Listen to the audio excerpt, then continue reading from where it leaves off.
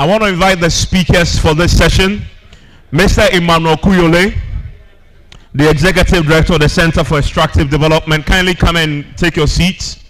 We are going to start with or without you, and so please make your way into the auditorium. Mr. Emmanuel Kuyole, please join me up here.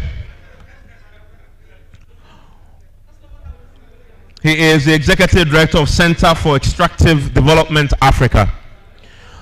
I also want to invite Mr. Salum Muna, who is the National Coordinator of the EACOP project, Tanzania and Uganda. Mr. Salum Muna. Yes, sir, please take your seat. I also want to invite Dr. Oliver Maponga. Dr. Oliver Maponga is a consultant to SADC and UNICA, Southern Africa Office, Zambia.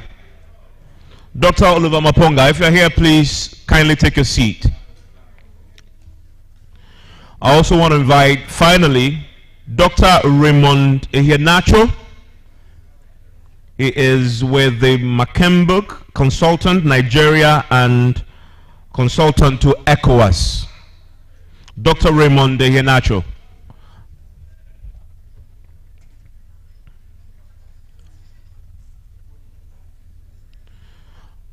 Our facilitator for this session is Dr. Kojo Buzia. Doc, we are going to start. Yes, sir. We want to keep to time, and so I'm trying to hear us. So we want to go. I don't know. I want to save a bit of time, and so we can go through a lot. I notice people want to contribute, so I don't want to rush if we don't start on time, and so we want to start. We'll start with everybody in the auditorium. If you're out there, we are about to start, and so please come and take your seats and let's get this conversation underway.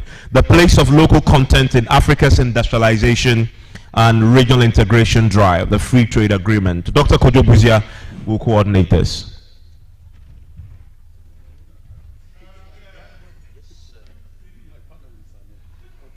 Yes, I hear.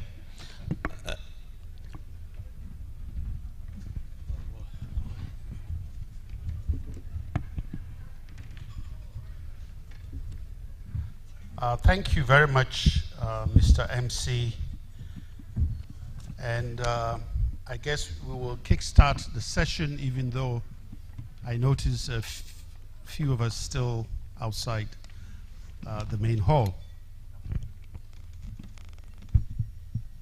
Well, the panel focuses on the place of local content in Africa's industrialization and regional integration as a driver in the context of the African Continental Free Trade Area, which was adopted earlier this year by the African Union. Before we get into the context, I'd like to introduce our distinguished panelists, some of whom I'm yet to meet. But I'll start from that end. On the extreme right is Mr. Emmanuel Kuyale, whom most of you probably know, the immediate regional director for NRGI Africa, but currently, yes, that's what I said, immediate past director. But now he's executive director of the Center for Extractives and Development Africa. And has been in this sector for several years, a real experienced hand in extractive governance on this continent. I wouldn't go into much detail because of time. The next to Mr. Kuyale is Mr. Salum Muna. He is a public-private partnership coordinator at the Ministry of Energy, Tanzania. Mr. Muna is currently a country project coordinator for a cross-border pipeline from the district of Hoima in Uganda to the port city of Tanga in Tanzania, which has been dubbed as East Africa Crude Oil pipeline project, major experiment of regional integration infrastructure in the context of oil and gas. Welcome to the panel, Mr. Muna. Next to him is Dr. Raymond Iheanacho. I hope I'm pronouncing it correctly. Dr. Iheanacho is a Nigerian by nationality, and he has been a member of the Nigerian Public Service. And since his retirement in 2009, he has served as Director, Planning and Information Services Department. He also served as a Director of Research Coordination, and he has several accomplishments, which I wouldn't go into. I'm trying to find his current affiliation here. He's presently Managing Director and Chief Executive of McKembrook Consultant Limited, a firm majorly owned, involved in human resource development and training. He's widely traveled, locally, internationally, and he's, oh my goodness, I think that should be enough. So welcome. Oh, then last but by no means the least, it's easy to forget your colleague, right?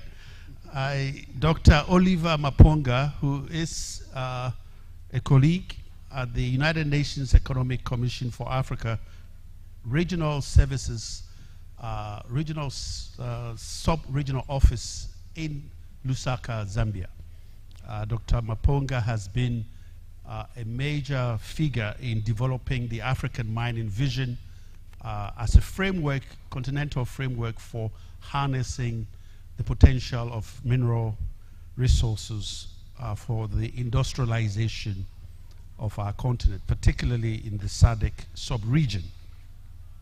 Welcome, gentlemen, to, unfortunately there's no lady, to this panel. Now, I think the task before this panel is quite simple.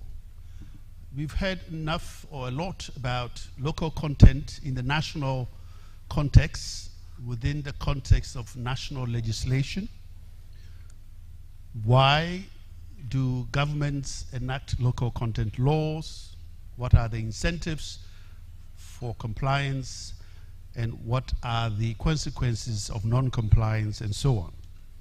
And I think those arguments were quite robust. Now, this panel will look at the regional context of optimizing local content, the extent to which local content can move from the local level or a national level within a national jurisdiction to perhaps what we could call regional local content. And ultimately, how can it drive the ultimate goal of African development, which is industrialization? Before we delve into it, I think there are some myths that we need to debunk, or some assumptions that about local content that we need to debunk. Oftentimes, we tend to think of local content as panacea. In other words, they are solutions by themselves and can ultimately solve all problems related to the lack of benefit sharing in the extractive sector within national context. But we also fail to understand that local content is simply an opportunity. It is an opportunity for local actors, local entities, local businesses to play a role in optimizing the benefits of this sector.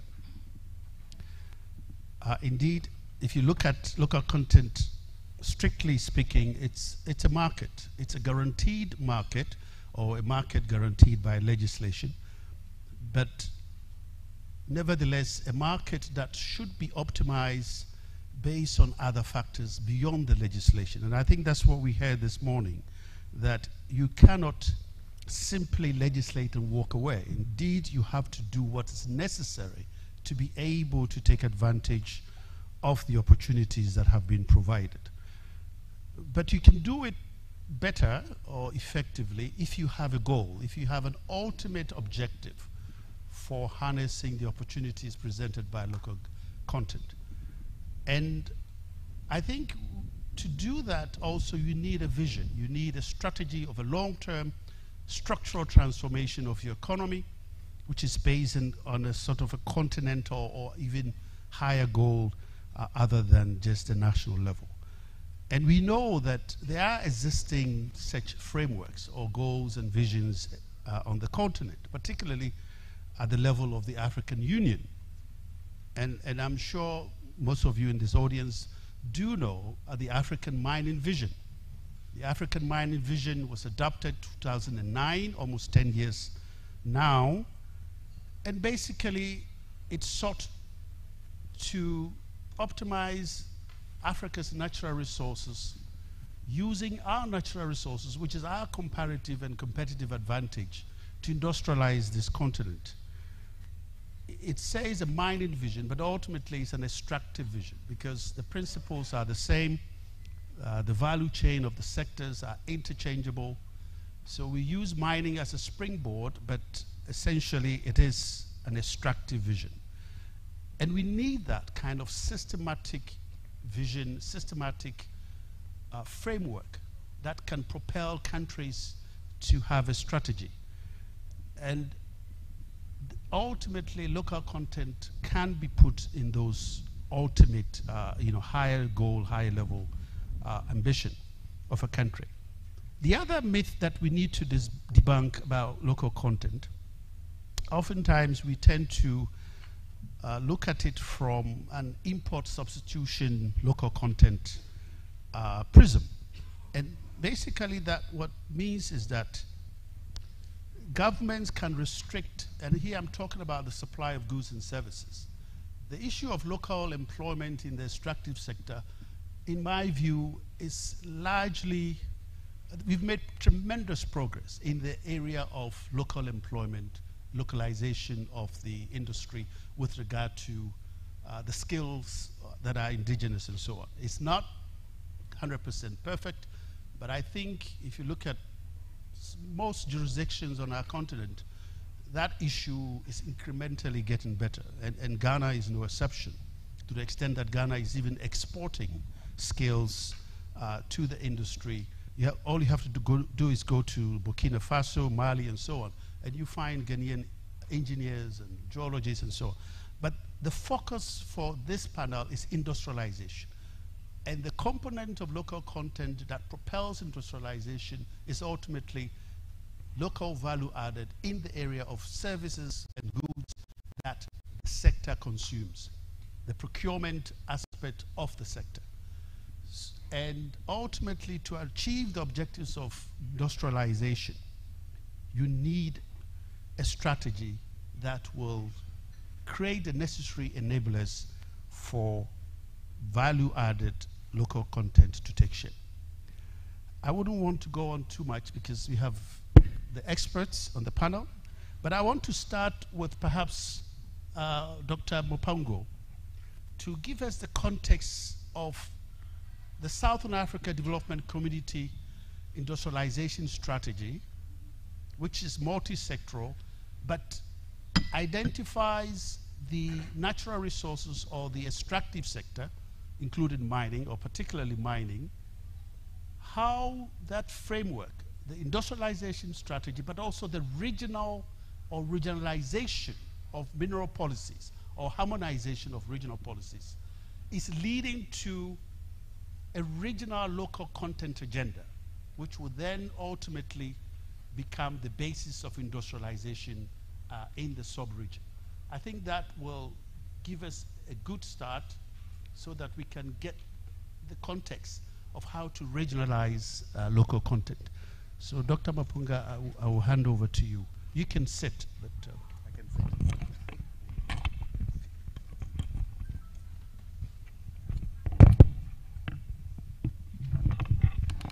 Thank you, Dr. Busia, for the kind introduction.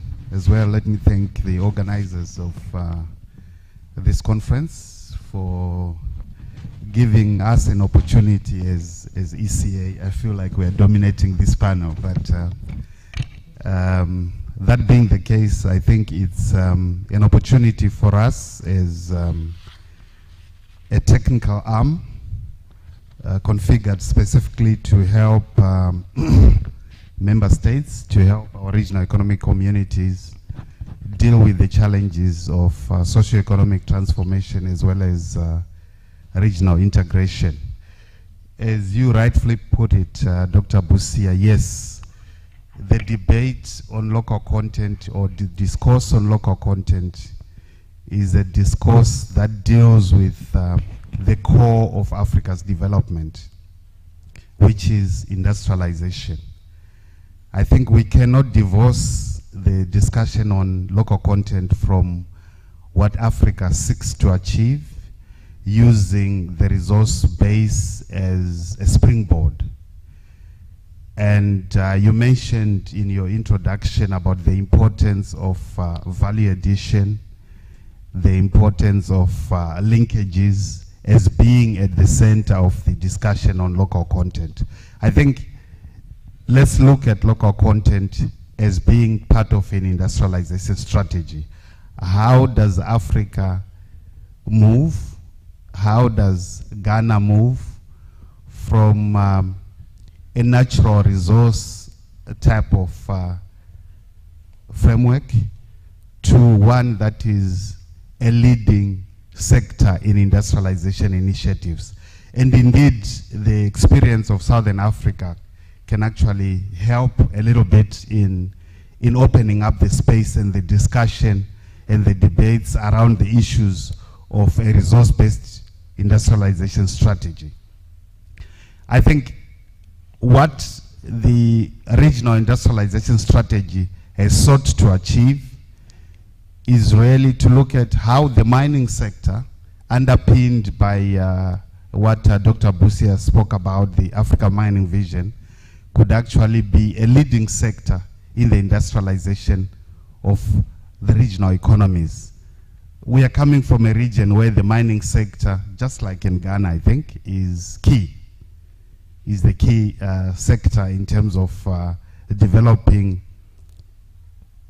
sort of determining the direction of socioeconomic parameters and structural transformation. And using the thinking around the Africa Mining Vision, which is about developing linkages, which is about having a regional vision of how do you collectively, rather than looking at it individually, how do you collectively exploit the opportunities offered by the mining sector, given the constraints imposed by a smaller domestic economy? How do you use the region, for example, to say, how do copper resources move us forward as a region, not as Zambia? How do battery minerals that we are talking about today, your cobalt, your lithium, your PGMs, how do they move us forward as a region? Hence the thinking around a regional mining vision, the thinking around a regional local content policy rather than a national local content policy. It allows us then to open up the space and say, our discussion should be about how as a region we can benefit from local resources defined not by national political boundaries, but also by regional, rather by regional economic boundaries. As the Southern African Development Community, for example, your local is no longer defined as the national boundaries, is defined as the 17 member states of the SADC region. By extension, if you look at the tripartite free trade area as well, is defined as the East African community, the summation of the East African community, COMESA, and the SADC region. That defines your local content framework. Hence, what is important now is to say, how do we ensure that the national local content policy frameworks that are emerging in the various member states are harmonized. I think I heard the word harmonization from my sister Nima, speaking about national harmonization. But this vision about local content is about a regional approach. You harmonize nationally, yes, from the different sectors, which speaks to the issue of when you're talking about the local content policy framework, it's not about the oil and gas sector. It's not about the mining sector. It's not about the agricultural sector. It's about the economy as a whole. The sectoral specifics are important, yes, but the guiding framework should be a framework that is national in character. We extend that and say it should be a guiding framework that is regional in character. So then you ask the question, how then do you regionalize local content? Where we've got variable geometry amongst member states. Some are more developed, some are less developed. And as a result, you then have to look at how can you compensate the other countries that will lose, obviously. It's a win-lose type of situation, but you want to make it a win-win situation where all countries eventually will benefit from the bigger picture of local being defined as the bigger sum of the member states rather than the individual member states. I think I want to stop there at the moment in terms of what we have done in the sub-region and looking at the local content policy framework from a regional perspective. Thanks. Thank you, Dr. Mapongo. Now I'll move on to Dr. Iheanacho. You have been in the human resource capacity building sector, and you know the challenges of, I mean, we heard this morning that one of the formidable challenges is skill development, the capacity investments that are required to be able to optimize the potential offered by local content. At the same time, we also know that some countries may have surpluses of this capacity, and ideally they should be able to be mobile. Scale mobility as a region, as a sub-region, if you take ECOWAS, for example. The Honorable Deputy Minister this morning mentioned collaboration with Nigeria to build certain platforms for developing certain local content requirements. Now, what's your take on the existing regional frameworks for scale mobility? How can we optimize the Continental Free Trade Agreement as a tool to be able to have the free movement of skills within the sub-regions all over the continent, to be able to really take advantage of the local content opportunities? Could you address that, please? Thank you so much. And thank the organizers for extending the invitation to me to participate.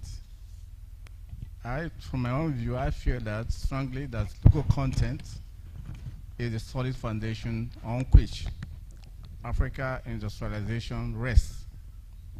And breaking it down to region, ECOWAS, it's a good thing to know that some countries within ECOWAS, we are coming up with, especially Nigeria, we have already in place local content laws which have been implemented or which is being implemented very, very well. Like you mentioned, the issue of capacity building is very, very crucial, absolutely crucial. And my worry is that in the African sub-region, or West African sub-region, indeed in Africa, there are a lot of local content laws that are variance from one country to another. And I feel very strongly that the issue of harmonization, like my colleague and others have spoken, is very, very important. Important in such a way that if an investor is coming to Ghana or Nigeria or any country in West Africa, Africa indeed, when these policies are harmonized, and if that investor comes to Nigeria, sees the local content laws, and he feels that you cannot handle it, or he come to Ghana, when he comes to Ghana and sees the same thing, he will now know that there's no way escape route but to really sit down and talk with the country involved. On the issue of capacity, which is very, very dear to me, even when you have local content in place, if you don't have the capacity, it can never succeed. And how to build up this local content.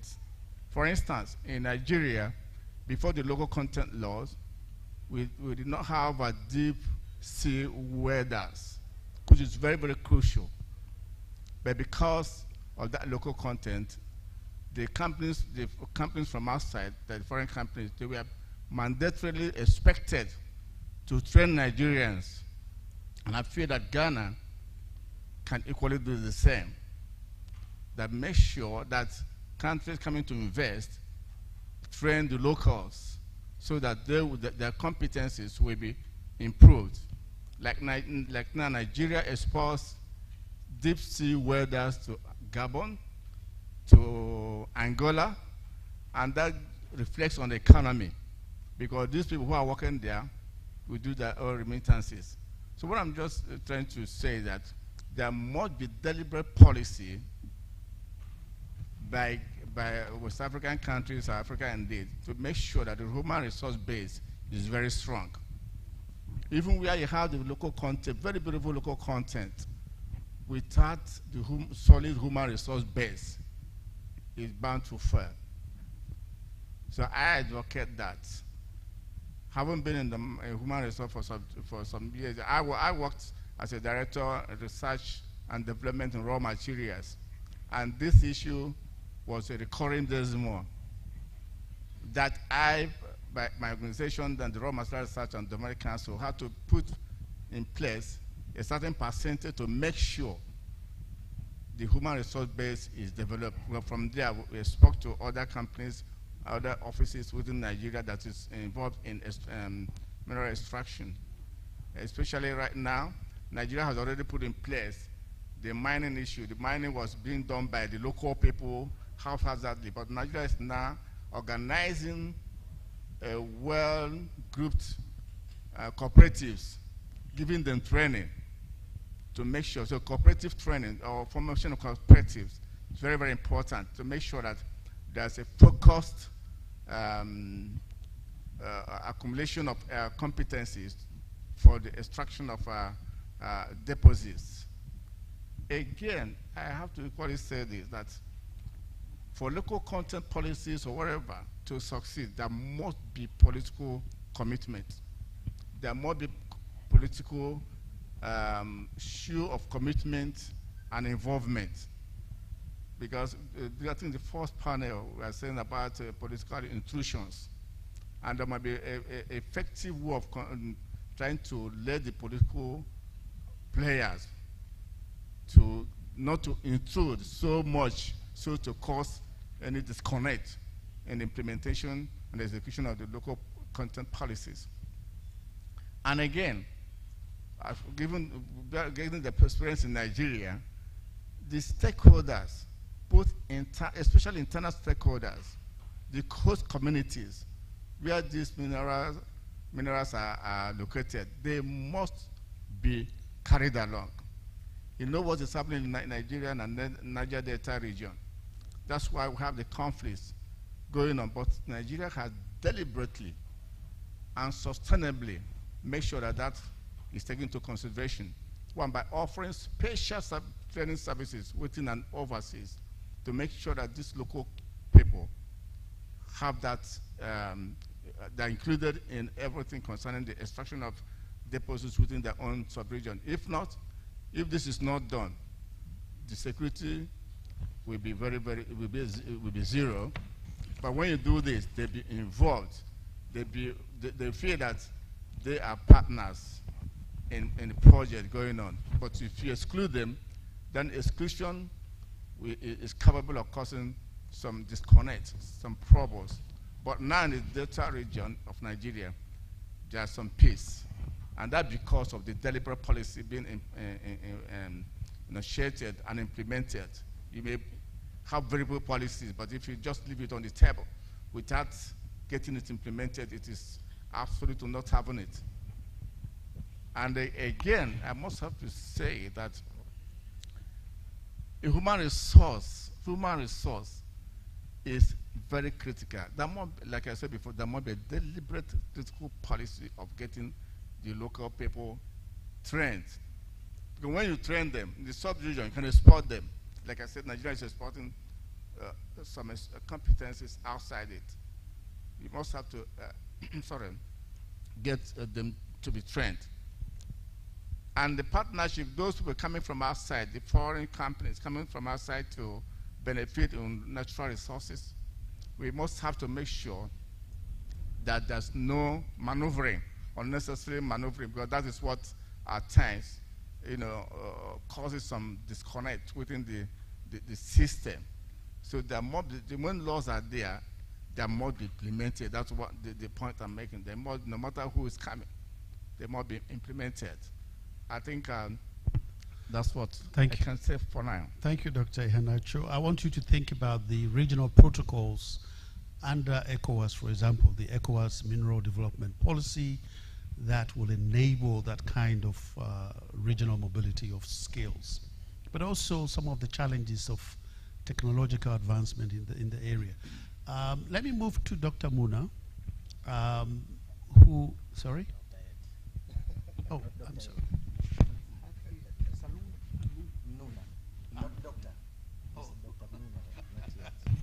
Sorry.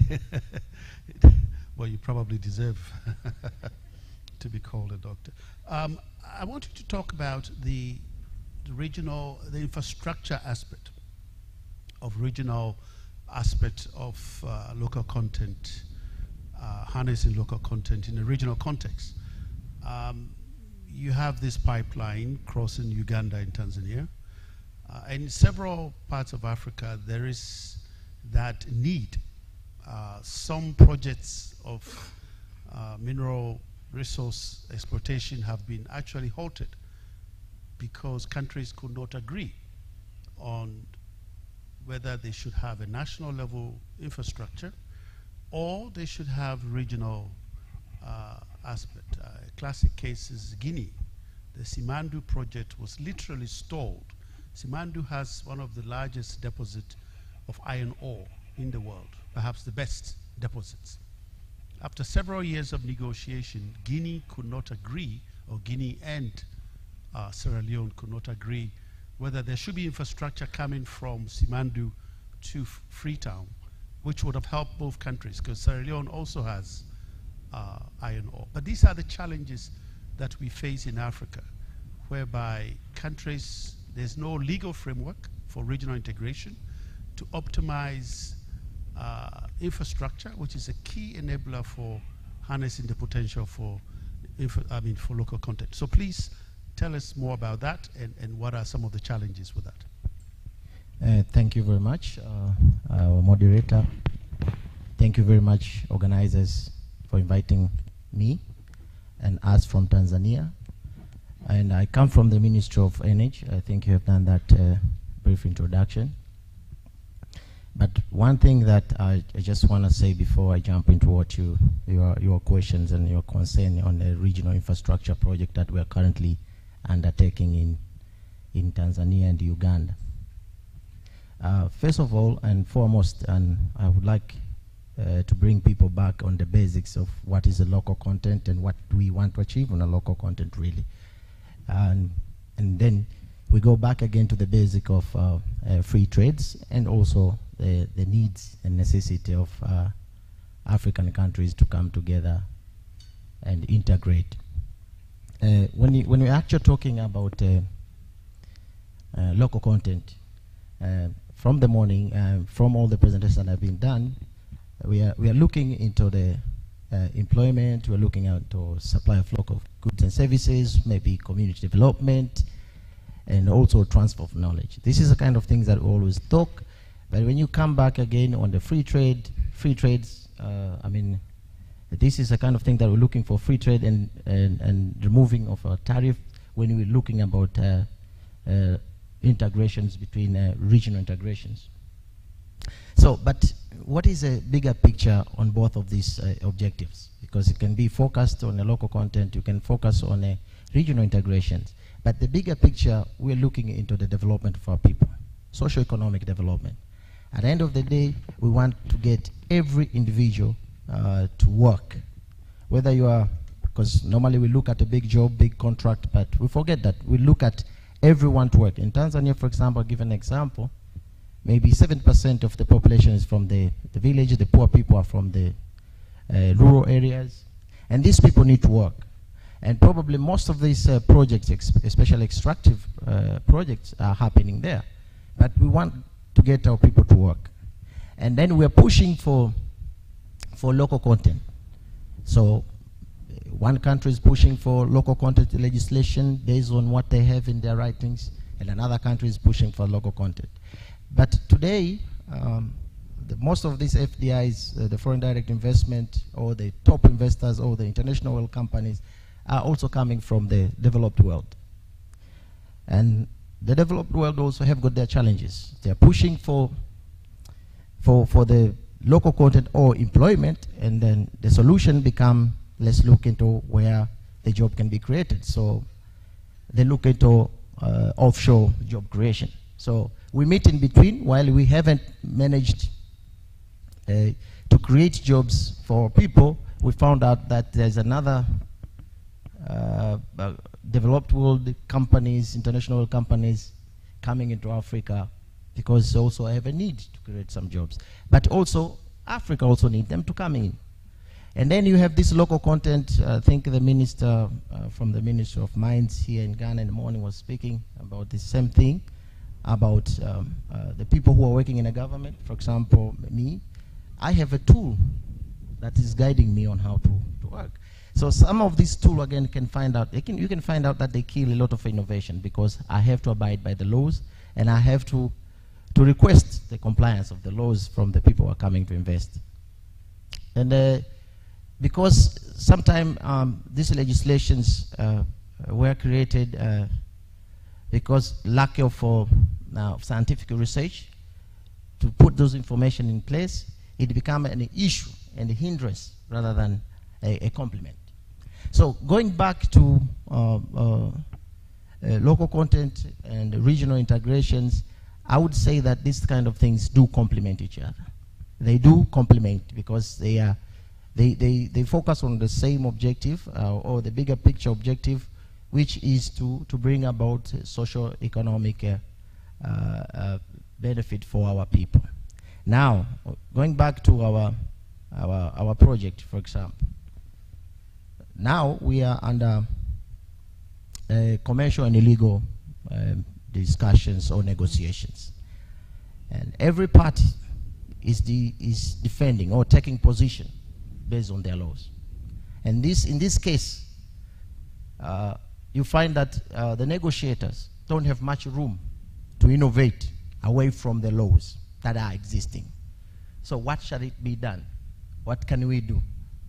Because the Ugandan, for example, will pull for their local content. They want to create more opportunities for their people. Tanzania equally want to do the same.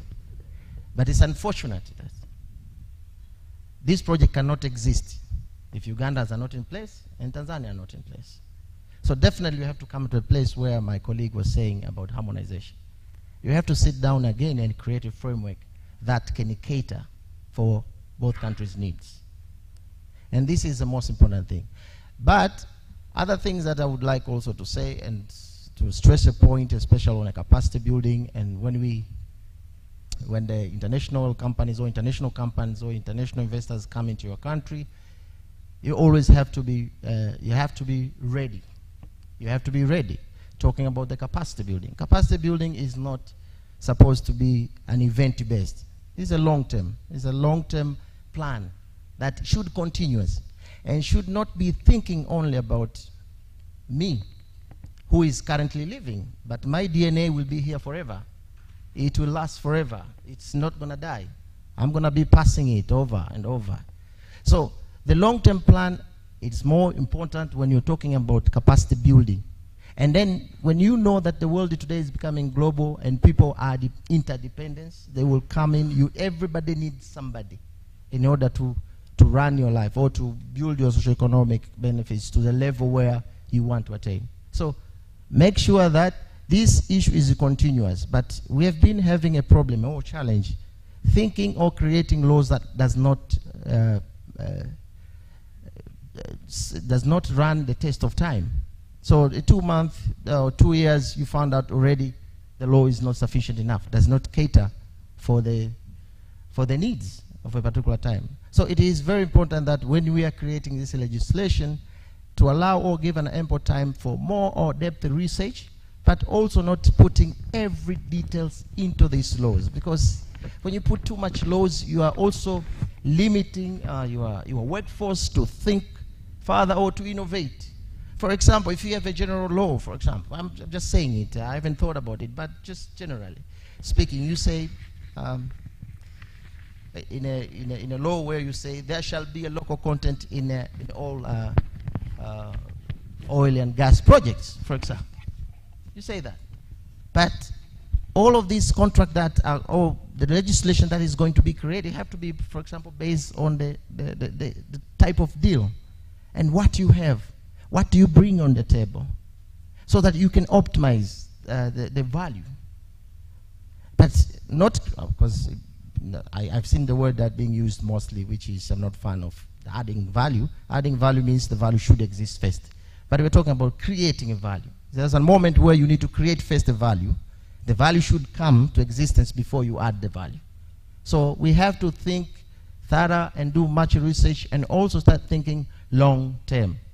Otherwise, we will continue getting all the blame, whether you are reading The Trouble of Africa or whether you are talking of the elusive quest of growth, you name it. You will always get these critics because internally we are not prepared to face the competition. And I know in our government, our previous president, Nyerere, I think he commented on something about protecting the weak till they are able to compete. So, but if you throw them in the ring with a heavyweight and in the light middle, he called that a murder. You can't take a lightweight fighter to fight a heavyweight. So that's a murder. So preparations, protections, but should be very much reasonable. That's my comment. Thank you. Thank you very much, Salum, for reminding us of the sober reality of value creation before value addition. Now let me move to my next speaker. Emmanuel Kuyale has been monitoring the regulators of this industry for a long time. And from a civil society perspective, ultimately, to have competent, effective, and efficient local content, you also need efficient and effective civil society that will keep everyone honest and indeed in check, not just government, but also private sector as well.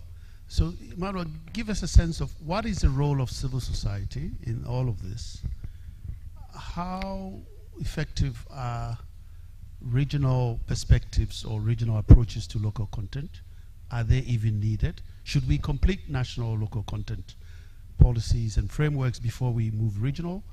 How do we scale up from national to regional and so on, from a civil society perspective? Thank you very much, and thanks Africa Center for Energy Policy for this opportunity to continue the discussion. I would say, you know, it would depend on the situation, but obviously a lot of the countries we are talking about in Africa have had to start with national local content policies, first of all, to try and build the local capacity, and then ideally then you can sort of move to the next level, which is regional and therefore continental. But at the same time, if you think about linkages in terms of spatial, you could move sometimes to regional or even continental without necessarily having to do a national project, because sometimes a national project that might be unviable could be viable if you look at that project in terms of regional.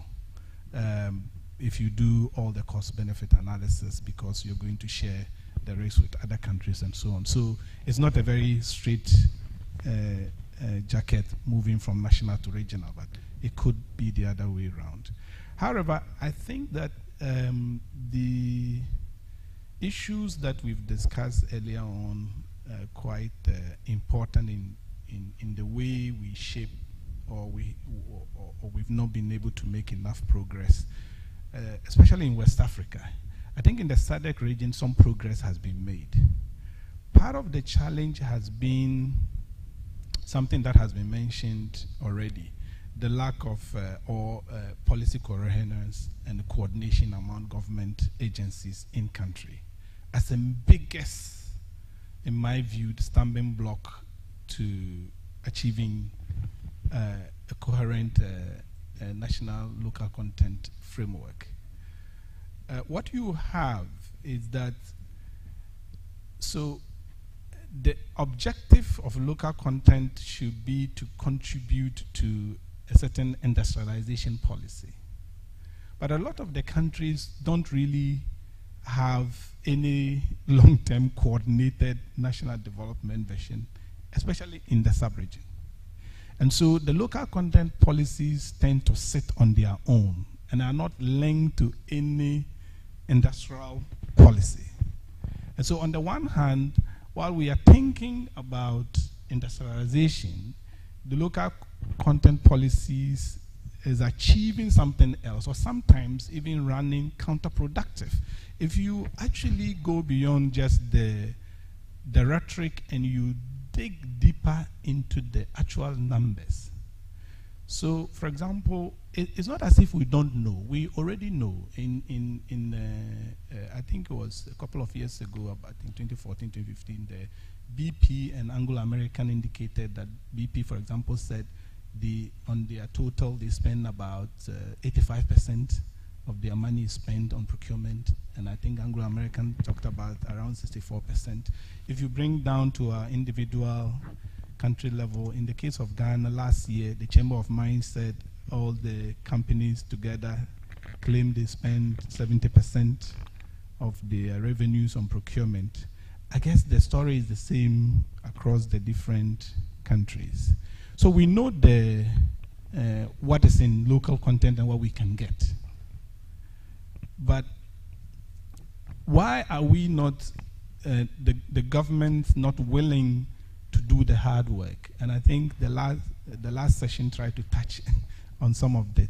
The bit that I think was not touched on in terms of the political world is that, you see, as these governments make commitment to the Africa mining vision agenda, when you come to the country level, you see the reality that they talk about it, but they actually don't mean it. And part of the reason is that to build a strategy that will yield the outcomes we are looking for takes time. Our politicians don't have that patience. And some of them have already left, but there's one here I can see. So he probably will respond to that. They don't have the patience to allow these strategies, because you don't build a strong company that will be able to compete locally and regionally over 2 days, or 1 year, 2 years, 3 years. It takes time, as he said. The politicians are thinking in terms of their electoral cycle. And so they're thinking 4 years. But you don't build a very strong company, local company, in 4 years. And so we have a situation where a lot of the attention of the politicians tend to be on procurement. And the reason they focus on procurement is because they can get the deals there to finance elections. It's very simple and straightforward. And so, whereas we are talking about building companies that are able to compete locally against multinational companies and then move into the regions and the national level, our policymakers and the politicians are not thinking that way.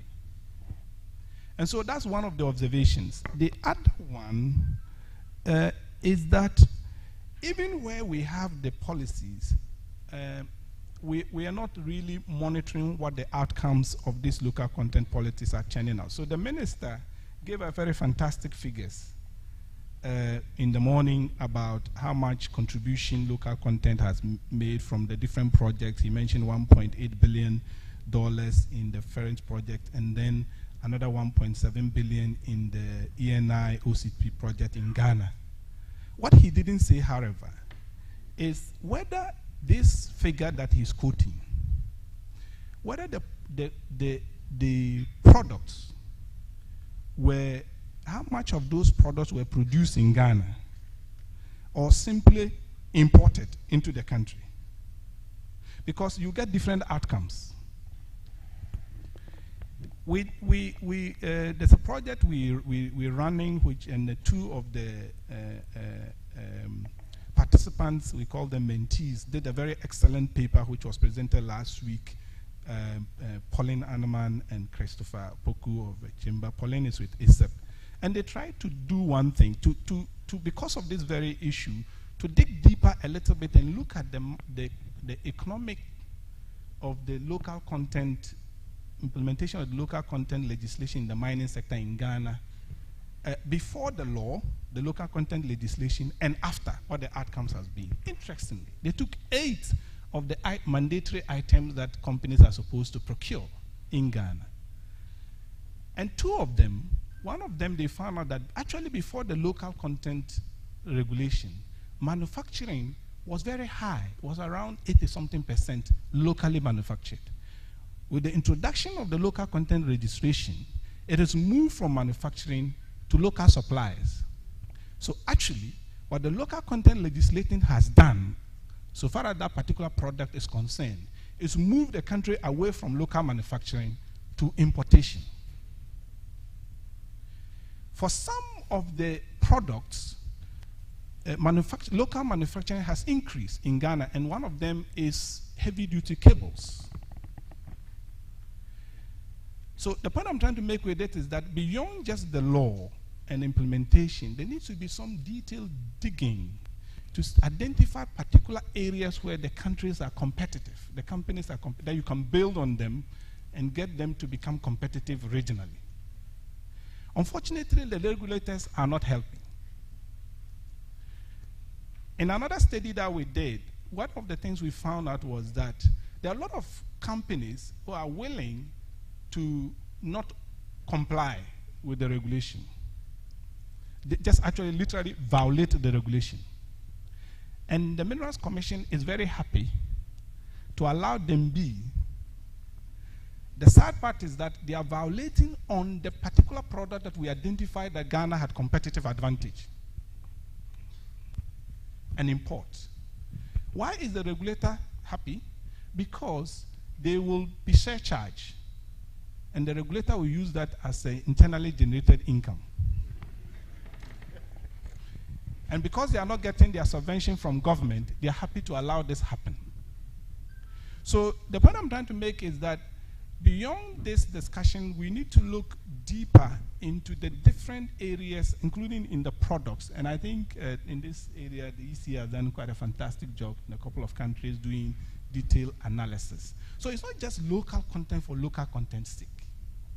In the case of Ghana, for example, in the upstream sector, over the last 11 years, actually, there's only one indigenous Ghanaian company that is in the upstream sector. Despite all the nice things that was mentioned in the morning, there's only one company you can call an indigenous Ghanaian company, and that's Springfield. So the point is, why do you have 5% there? Why do you have all these things? Must we necessarily have indigenous companies in every single oil agreement? Despite the risk. The other thing that I think Dr. Amin, he's gone, he raised, which I think is important for this discussion, was the point he's trying to make about the clash of local contents. Actually, before this panel, I was shown from our colleagues from Kenya, just showed me a developing story in Kenya, where the Chinese actually have just withdrawn a 7 million, 7 billion or 7 million shillings, Kenyan shillings, offered by the Exim Bank of China from Kenya. Why? Because the government was thinking that they could get this money and give it to the, instead of giving it to the Chinese, give it to the Kenyan Geological Survey and local consultant to do a survey. The Chinese says, no, we are giving you the money, but we want to use Chinese companies.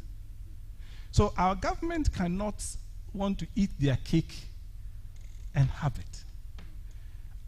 If we are going to be able to achieve local content, the government has to play an active role, a deliberate policy of supporting local enterprises so that they can grow locally, and then also we'll get some of them to be able to play actively at the regional and the continental level.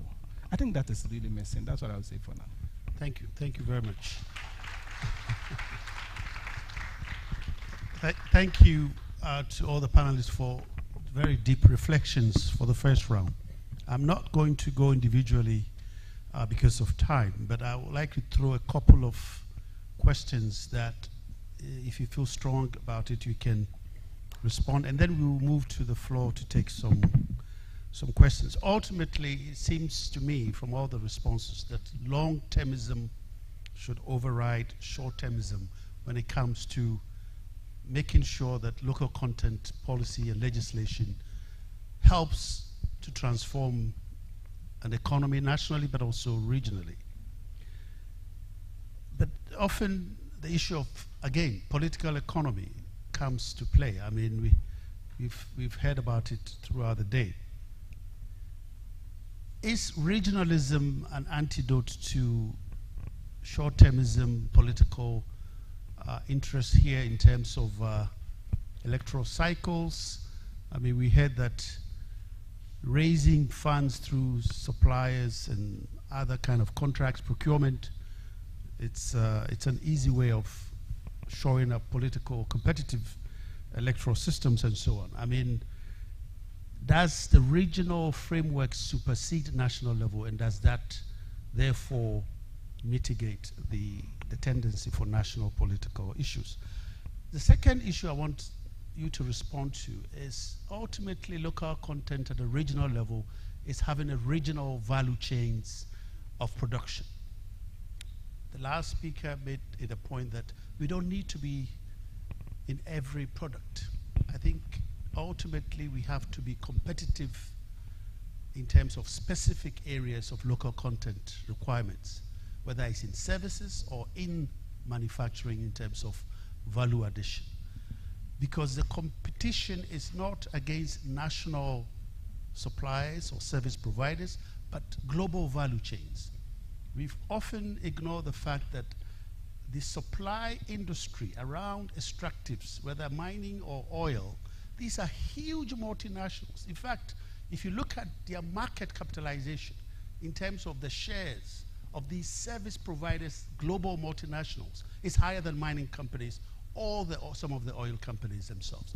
So you're competing against these global value chains that are very, very huge, very competitive.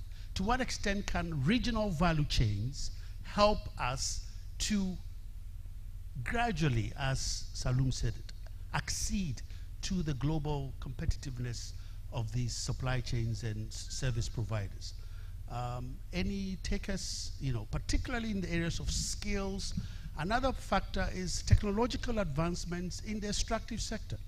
We are seeing an industry that has increasingly become automated, whether it's in the service or even in the manufacturing through 3Ds and fourth industrial revolution and so on. To what extent is Africa prepared? Are we investing in the future to be able to compete fairly in terms of supply chains globally, but also regionally? Please go ahead as you feel like intervening.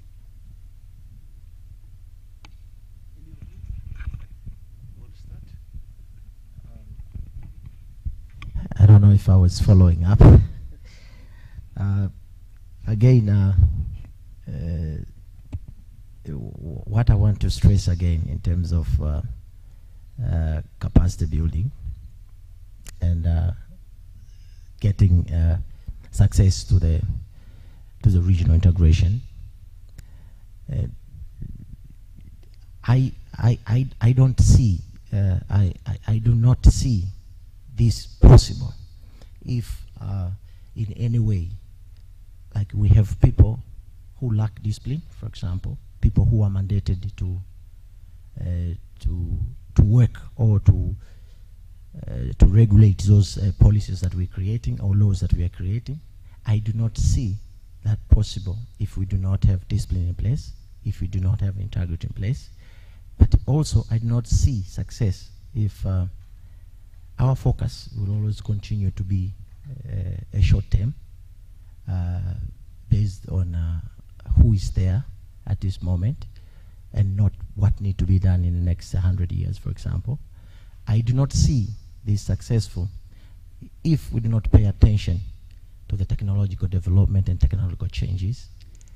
Things are changing every day. Laws and innovations are coming from somewhere. We pay so much, you can create values, you can rescue some optimal values, but yet you'll give it somewhere else to buy technologies. So you do not see this in long-term integrations of growth of African countries or integrated countries in Africa, because we take a lot of money also outside. So it is important that we make sure that wherever we're talking about local content, we took this in consideration, that we cannot do it if we all always buy and buy and buy from abroad. And another thing that also I feel like it should be, again, a point to note. Like African countries need to come together. Self-inflicted hate sometimes is a problem. It is an issue. If Nigerians and Ghanaians, they don't see themselves as one and complement, it is going to be a problem. If Tanzanian, Uganda, and Kenyans do not want to come together, it is a problem. And most of the time, again, we can go back to I don't like to put a blame on the politicians, because we put blame on politicians, but most of the politicians are here.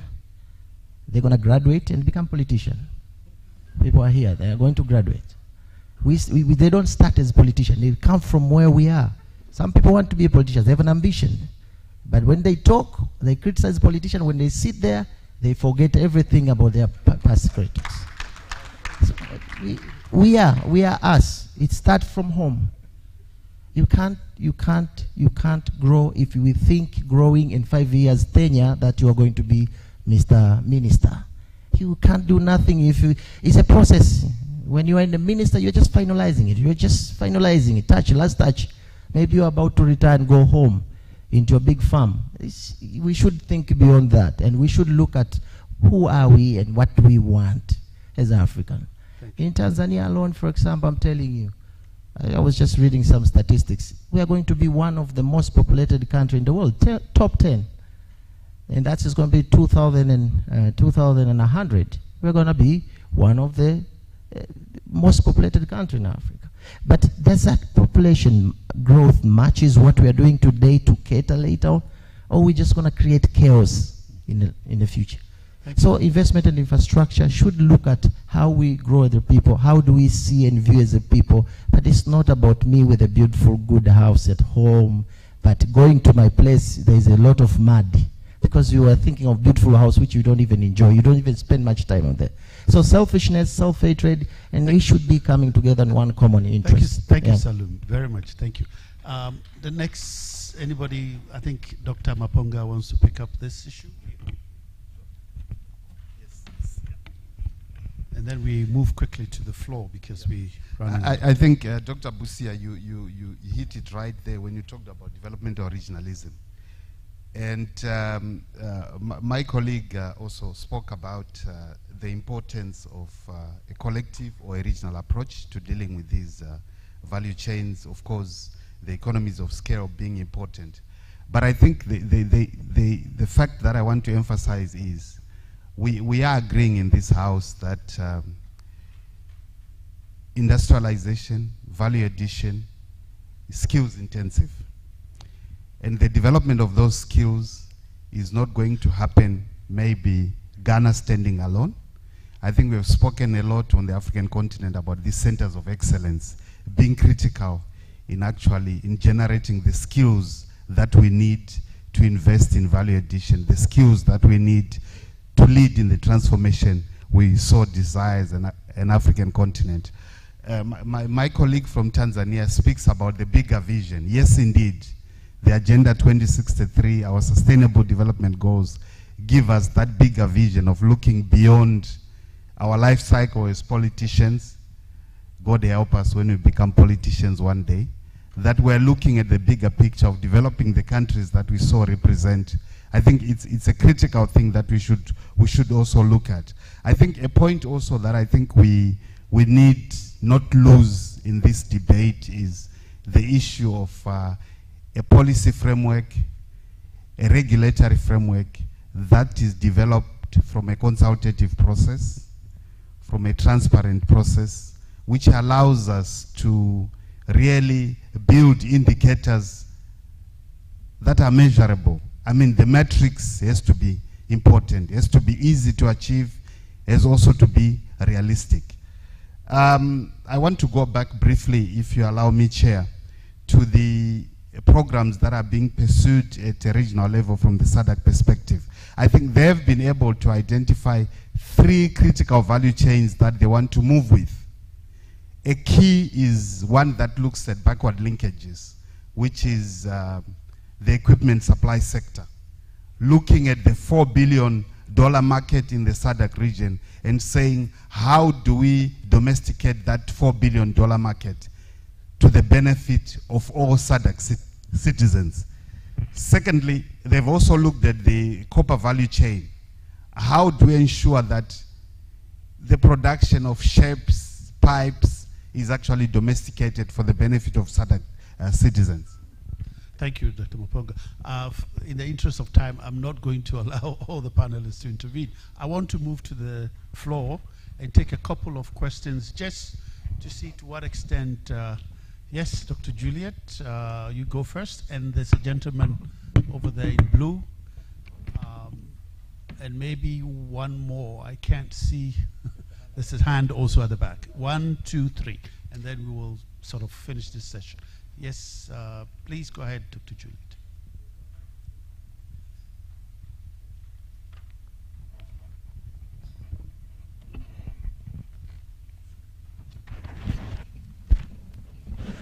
Thank you so much, Dr. Busia, and your eminent panelists for this opportunity. I have a question. I'll start with a comment first. And my question relates to regionalism. I mean, that has been a key focus of the discussion that you've had. Sorry to burst your bubble a bit. I know this debate has been going on for over 10 years, for as long as I've been in local content. We on the West African side have been talking about regional local content and all the rest of it. My question is a tribal one. You know, let's just strip all the fancy English language and all the rest of it, and let's go tribal. I say let's go tribal because, and it picks up on Mr. Emuna's point about we as Africans. Certainly on the West African side, we talk about regionalism. But Nigeria sees itself as a hub for oil and gas in West Africa. Ghana, since 2007, has been touting Ghana becoming the hub for oil and gas in West Africa.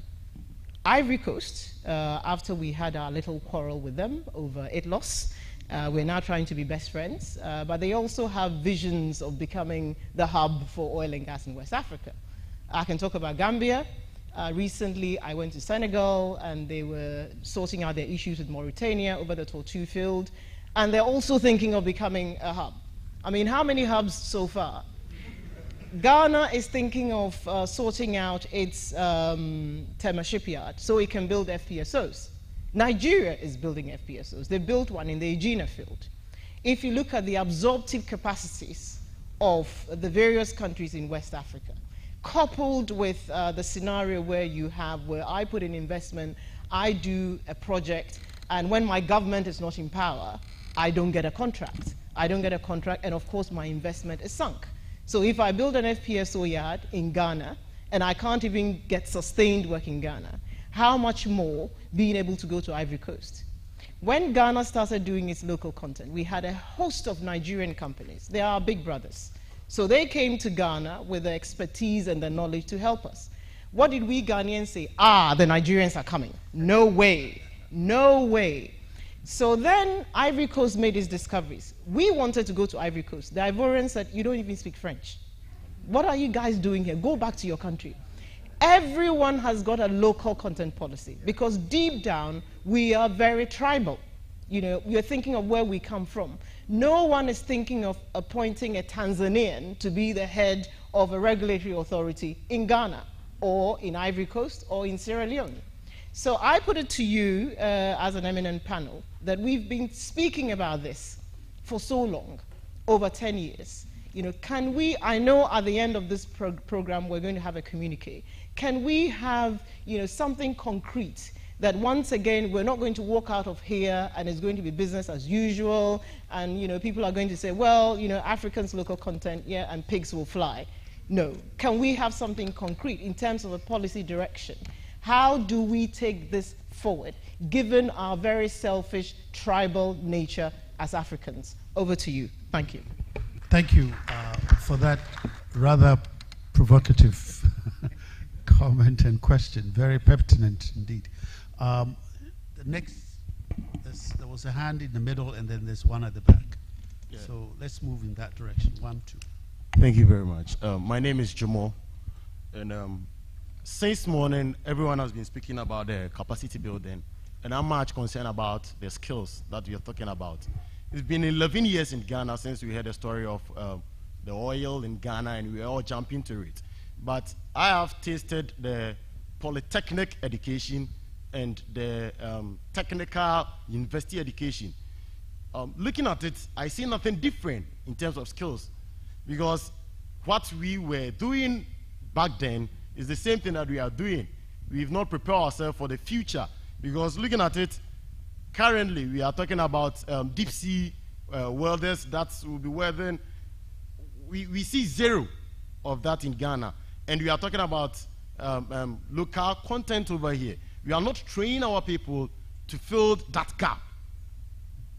So what are we, the politicians and everyone around, what are we doing to solve or fill that gap usually?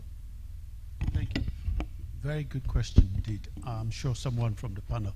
And then the last comment and question from the back, please.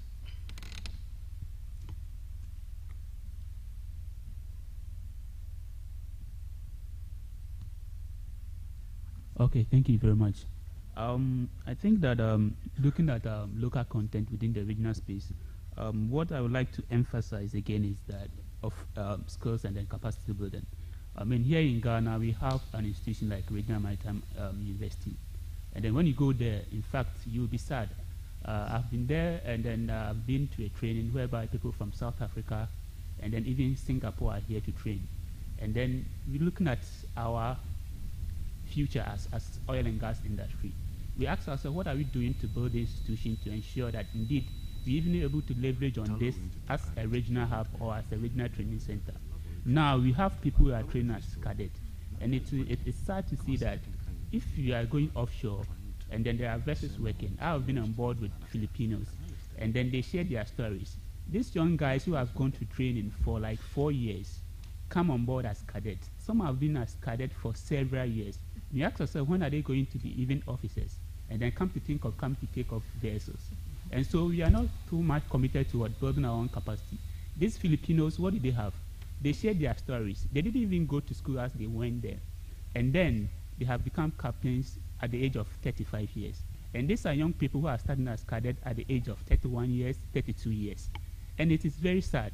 They tell you that when you go to Brazil... Excuse me, could you, what is the question? Or do you have a specific... Your comments are well taken, but get to the question so that we can... We are actually beyond time. Okay, so my point is that what are we doing as a country to ensure that it doesn't become a lip service? Because if a country like Brazil, when you go there, and then you have to make sure that all the people you have on board are Brazilians, and they even get a higher pay than the people that you bring on board. Then what are we doing as a country to ensure that 10 years and over after we've started oil and gas in commercial quantity, we don't come back again 10 years still talking about local content? Thank you, thank you. I think it applies to all African countries. Shall we have takers very, very quickly? I give 1 minute responses, really. We don't have the time. Okay. So, Dr. Juliet, I guess if we solve that problem, you answer your question, the whole problem of Africa Union would have been solved. But you're right. I think it's also part of the reason we've been running in circles, and that's why I earlier said that the strategy, I mean, the framework has already been developed through the Africa Mining Vision. What we need is commitments at country level. But what you see happening is that we've made the commitment up there, some framework has been developed, and then at the country level, we are busy doing things sometimes that are counter to what we have agreed at the continental level to achieve. So I think we just need to continue to push. My suggestion would be that as an approach, it will be part of the reason, and there's a genuine reason why national capacities have to be developed and local content at the national level has to be developed. But we need to carefully identify projects that, based on individual country competitive advantages, that are doable at the regional level. And that, for me, would be my suggestion. Thank you very much, Emmanuel. Yes. I want to comment on the question raised by my friend there on the issue of skill acquisition. I think what our government needs to do is to carry a surgical operation on the educational policies, a kind of reforming the educational system to take into cognizance the needs for skill acquisition. For example, in Nigeria, most of the craftsmen that do plumbing or these other kind of things, most of them come from Ghana, from other countries. But right now, there's that deliberate policy to make sure that in our polytechnics, is giving room for brilliant guys to take courses in, that tend to give them the opportunity to acquire skills that may be even used in some of these extractive industries. So reforming the educational system is absolutely very, very important. And not that when you reform it, something is in place, another government comes, they will just abandon it, all this kind of thing. There's no continuity. That's the problem. So there's no continuity. We have to make sure there's continuity in anything we lay down, so that no politician comes to disrupt or disconnect what is in place. Thank you. Thank you, Dr. Hanech. And last but not least, Dr. Maponga. Oh, okay, please. Okay, key points. I just want to say that as African, we need to learn to synergize, the art of synergizing. We are not enemies. We should come to the point where we need to create a system where a Ghanaian feel comfortable to move and live in Tanzania and live a life there. Even Tanzanian come to Ghana and live. That's an integration. It should be that easy, but it cannot be that simple if we continue with these tribal things, as you've put, Dr. Juliet. And issue of skill development is a continuous process. It's not an event. It's not a one-time event. Let's continue doing it. Let's continue doing it to the early education. It's very important. Here, when we are matured, there's less you can change, but we can only do what we know at this point. And also, there's a very good comment here about whether nice Swahili or English probably does not integrate us. So definitely we need to put actions in well-disciplined individuals. Put the discipline on the people who are in charge of public properties. Very serious discipline, and make sure that integrity is being built and is a process that continues. I will tell you, drink and drive laws in whether in Europe or developed world and in Tanzania or any other African countries, they are the same. But sometimes people here will drink and drive, but when they go to other places in the world, the same people wouldn't do it. So let's do it. Yeah. Thank you. So I think just to conclude, Chair, with your permission, the issue you raised, Doc, about the challenges of integration, I think it continues to be a challenge for the African continent. But what we have tried to introduce in the framework that I spoke about, the harmonization framework, which looks at local as being regional, is something that we call an equalization mechanism, which allows local to be defined differently. If you are from Southern Africa, for example, if you belong to SADC, amongst the countries, local is defined differently based on the size of the GDP. And then if you are outside the SADC region, you are still better placed compared to a company that is coming out of Europe. So you are considered local to the definition of an African compared to somebody coming from Europe. So there is that distinction. Yes, exactly the way you're putting it, yes. Concentric is the local becomes, there's a penalty if you come from Europe. There's a lesser penalty if you're coming from within the African continent. There's even a lesser penalty if you're coming from within the SADC sub-region. So there is to try and equalize, an equalization mechanism, taking into account variable geometry as well, that the countries are at different stages of development. For example, in our region, we are dominated by South Africa.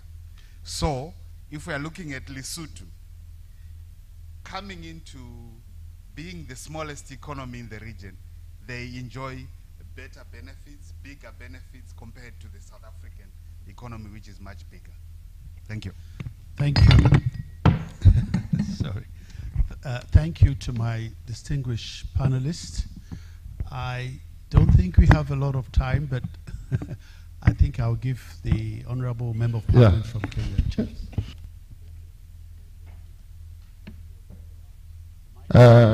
I think my sister has made something. I've listened to excellent presentation.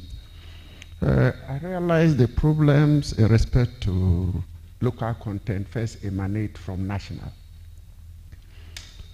One, regional, because building linkages is a problem, synergies is a problem, joint partnership is a problem, and joint venture is a problem. Now, let me narrow first to national. In Ghana, even the national who want to practice local, who are doing local content, are mostly carried through joint ventureship. You realize that they are just in the business not because they want to learn, but they are being carried by their foreign partners. And at the end of the day, after 5 years, they cannot boast of the technical skills they have acquired as a result of that joint ventureship. Now, we don't link up with our sub-region, other countries around, because my sister has said it very clearly. But the other problem we have, which mostly we blame politicians, and when I'm talking about this, I'm quite passionate. When politics goes to the extent of technical people, then we have a problem. That means you cannot build the institution that is required to withstand time. If a government comes and the experienced technical people in the regulator are being swapped or transferred, new people are brought in.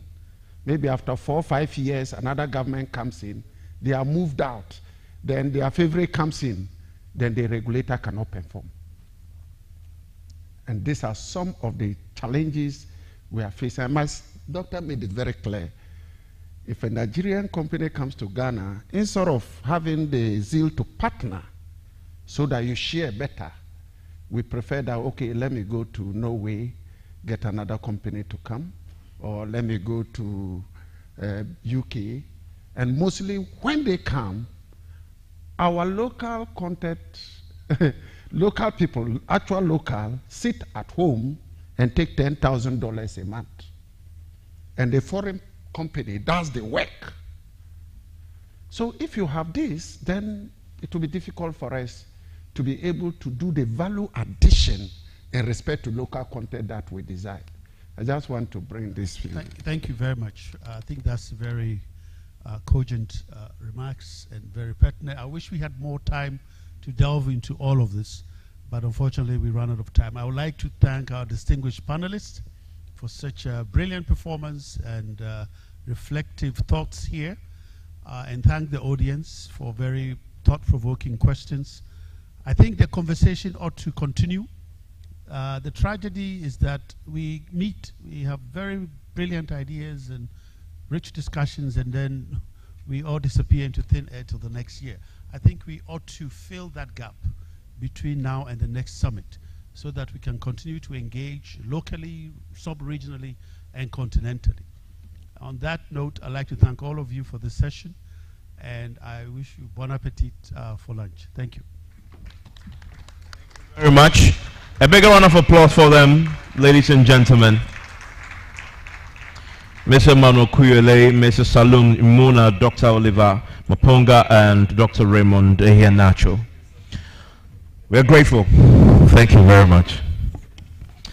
So, whilst we've been having these very important discussions, we've been privileged to have been joined by Honorable John Munyas, who is Cabinet Secretary, Ministry of Petroleum and Mining in Kenya. And I have the privilege of inviting John Munyas. Please share a few words with us since you're here. Let's exploit you a bit. A round of applause for the Honorable John Munyas, who flew in to join us, and he will share a few thoughts with us as we make our way for lunch this afternoon. Thank you very much, Honorable. Well, thank you very much for giving me this opportunity. As I just put, I've just arrived, trying to recollect and understand the subject of the day. In Kenya, if we talk of a marathon, then I think we will be the top people in this room. But I think matters extractives, matters oil, matters mining, is a new sector that is getting into our country. I want to thank the presenters here today, the ones I've met. I've just got the opportunity to hear. Talking of where Kenya is at present, I must say, in the area of local content, we have tried as a country to get our legislation, the local content bill, in the Senate, in the National Assembly, hasn't gone through yet. And again, I want to say, when we talk of the African mining vision, maybe countries have not taken seriously the role mining can play in improving economies. Look, for instance, at our regional level. We have the East African community that has actually enacted agreements. The Common Market Protocol, for instance, which is a protocol that is providing for free movement of persons, goods, and services. And you still see our country not benefiting from Tanzania. Tanzania has a lot of potential, has a lot of expertise in matters mining, in matters oil exploration. I went to my village where we discovered oil called the Lokicha Basin. And we were trying to get experts from Europe, geologists.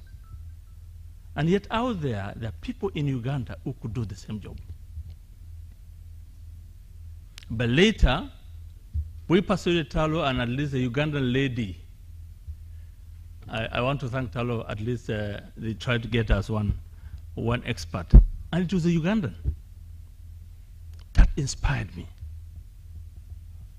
So there's a lot we can do to benefit our people in the region. And if there's no expertise in the sub-region, for instance, the East African community, we could move to SADC We could come to ECOWAS.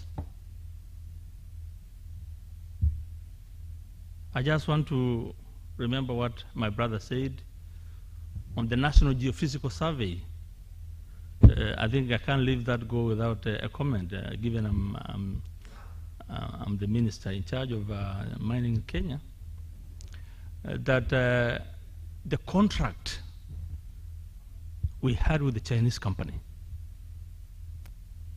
was a contract that was signed with some independent supervision by the British and the Canadians.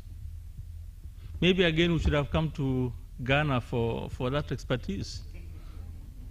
We just lost out again. We're fond of going out, but we're not looking at our brothers who can deliver the same. So that contract could not work. We could not give the Chinese because it was overpriced, 50%.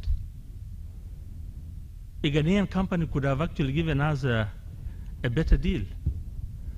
And the Canadians and the British, they could not agree to work with the Chinese. This is why we need to improve our own capacity in Africa, so that we are not reliant on powers that come to destroy our economies with the little we have. Local content, I want to say, is a subject that's being discussed in Kenya. It has been put through public participation. Because when we talk of local content, there are some who are saying it should be local, the village. And then the national is another level. And then from national, we are now talking of the regional. So you are bound to get into conflict, and decisions cannot be taken. That's why, as I speak, the local content bill is stuck in Parliament in Kenya. Because you're trying to understand, must we actually make it local? Should it be defined as local?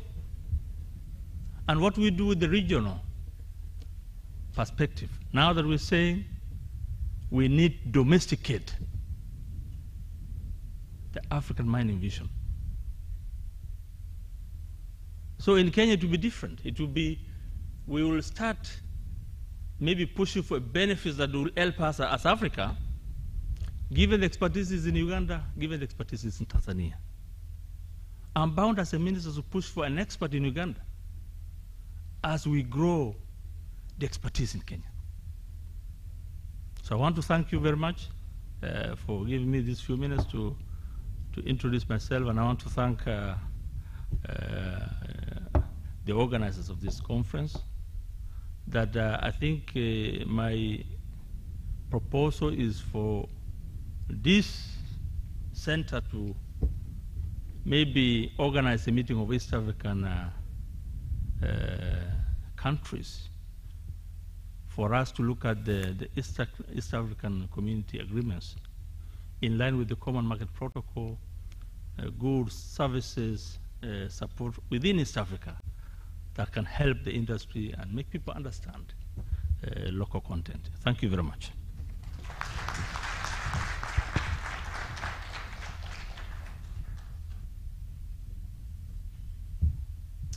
Thank you very much indeed. A bigger one for him, please. That's Honorable John Munya. He's the Cabinet Secretary, Ministry of Petroleum and Mining in Kenya. Ladies and gentlemen, it's time for lunch, and we would spend the next 1 hour having lunch. And when we return from lunch, we would have a very interesting session that I'm pretty sure that a lot of you here will be interested in: financing local content. And Mr. Kweku Boateng, Head Local Content Petroleum Commission, will of course be part of that conversation, and also we'll have some fascinating speakers. Mr. Benjamin Boakye himself is there, some more Kwaku Saki is there, Mr. Kwesi Obeng and Richard Amenoveva. These are very interesting perspectives that we're expecting to hear after lunch. We're supposed to go to lunch, we're just 30 minutes behind time, and so we'll do lunch for say 45 minutes. What do you say? Oh, good. So we'll do line for 45 minutes and return into the auditorium for this next session. Thank you very much. I'll see you back in 45.